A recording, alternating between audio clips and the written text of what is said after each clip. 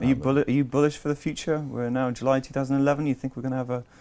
Yes, because I'm a great believer in, the 7-year itch, and it comes and goes, and we move ahead on that basis. And I think that, we've focused a lot of our energies now in the East, China and Hong Kong and Singapore. We've got 15, 16 offices over there, so they're all growing great guns. Some of the older established industrial nations are, slowing up a bit, but their consumption of luxury is still up there. Yeah. So let's talk about that for a second. So do you foresee the majority of the new wealth then very much coming from the BRIC and the 12 countries beyond the BRICS? Do you think that's where the future of wealth is really going to be forward? Yeah, I think so. I think creation of wealth, or creation of the ideas that create wealth, they're much more optimistic, I think, at the moment. But we all benefit from it. It's a nice washing machine. If they do well, we do well. So, our focus is very much on those regions and areas. Our CEO, our new CEO is Emma Sherrard in the concierge business. She's based in Hong Kong, and that's a deliberate move. And we see our growth in China and India in particular being, phenomenal.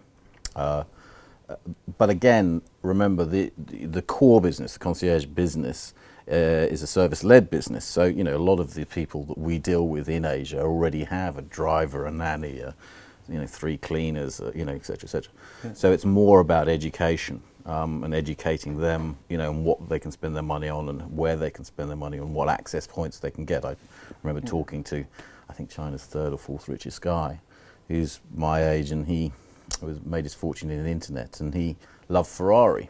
Yeah. And I said, oh, well, he had a huge collection. I think he had 40 or 50 Ferraris.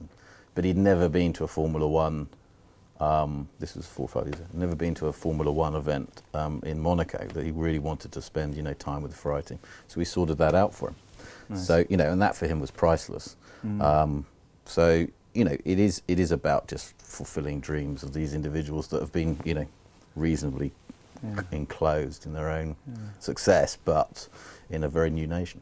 Interesting, you mentioned you actually met with him, because in terms of doing business, it wasn't the founder of Beidou, was it? Actually doesn't. Probably, okay. I don't know. We'll leave that. You mentioned you went and actually met with him. Do you think that in terms of doing business in China and those emerging markets, is it very different over here in the West? I mean, is actually the founder turning up and building relationships essential?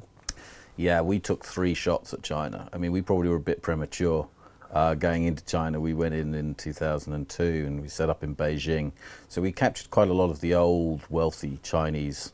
But, in terms of the modern, young, thrusting, GDP creators, they've only really started popping up in the last 5 years.